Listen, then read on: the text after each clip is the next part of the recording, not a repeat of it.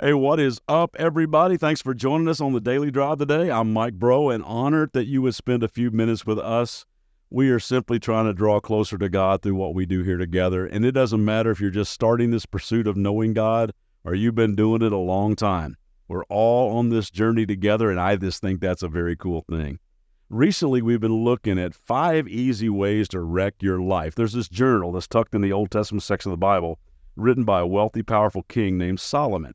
It's called Ecclesiastes, and it is the unvarnished, regret-filled account of how he wrecked his life. And now he wants to encourage all of us, don't do the same things that I did. We've already seen how he said to us, if you want to wreck your life, let pleasure drive you. Just let your appetites and desires, not God, lead your life. You do that, and guaranteed, a train wreck is getting ready to happen. And then he said, and while you're out there riding the pleasure train, go ahead and let success consume you. Let performance define you. Spend every waking hour in the comparison trap, and you'll really screw things up. Talk about an identity crisis. And here's the deal. If you live there long enough, you will eventually start doing whatever it takes to win. And most times, whatever means whatever is at the sake of your character. If you have to cheat, if you have to lie, if you got to mislead, defraud, use, abuse, power up, or manipulate, you do it. And you think, well, hey, it's just the cost of doing business, right? That's what it takes to be successful in this competitive economy, right? Maybe, but not in God's economy. When we get so consumed with chasing this image that the world says we have to achieve, we will do whatever it takes. We'll begin to neglect the important stuff, the inside stuff, the character stuff, and that just screws up everything. I began to think about this several years ago. And I put a little diagram in a book I attempted to write called Identity Theft. It's not on the New York Times bestseller list. I'm not even sure it's still a seller. But I thought it might be helpful to illustrate this chasing after the wind idea in regard to success. And I want you to imagine with me the drawing of a cycle with these 3 words. Image at the top, then idolatry, then identity. So you start with image at the top, this world's definition of success. You say, this is what you have to look like. This is what you have to be like, dress like. This is where you need to live. This is what you need to drive. These are the places you're supposed to belong to and the crowd you're supposed to be seen with. And as we run after that image we put at the top, we find that it starts to consume our life.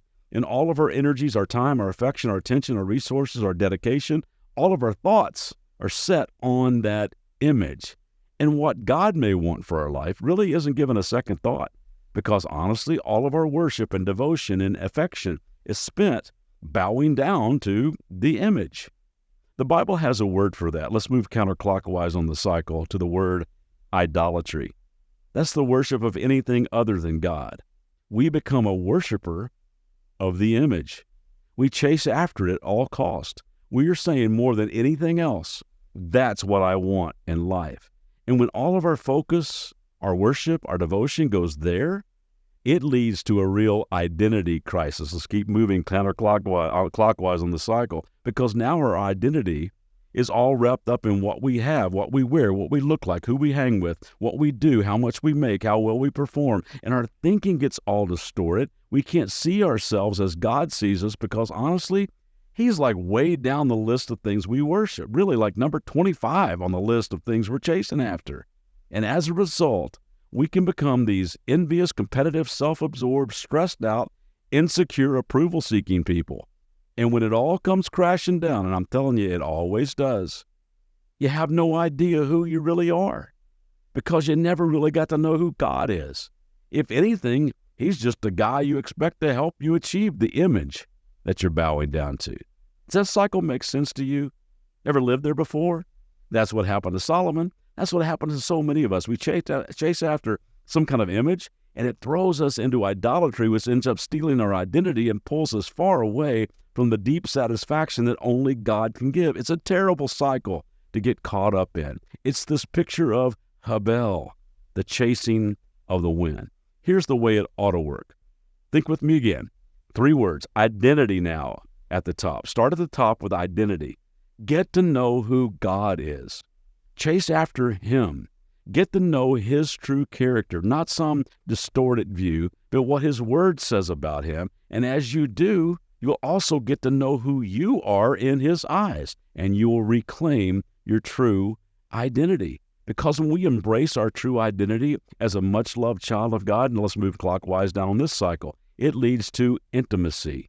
You get to really know Him, and really what makes His heart beat fast. And a lot of those approval and security issues, they get resolved. It decreases our hunger for power or the applause of other people because we already have the applause of heaven. We're no longer obsessed with being first, tops, recognized, rewarded, famous, or known. We're already known. We're already accepted. You're free to love and be loved. You start to be able to focus on so much more than yourself. You begin to see a different definition of success, which isn't even close to the image that you used to chase and worship. And your heart starts to beat after the same things that God's heart beats after, and life starts to make sense, and purpose starts to surge through your veins, and you begin to reflect, still moving counterclockwise, the right kind of image, His image. So what do you say we get caught in that cycle today? Because when I get to know God, I get to know me. When I grasp the deep, deep love of God for me, when I embrace the truth that God accepts me through Jesus Christ as I am, when my eyes are open and my heart pierced by this truth, I can accept myself as I am and just do the best with what I got and stop running and comparing and competing so hard. And man, I hope you have a great day resting in that today, and I'll see you back tomorrow.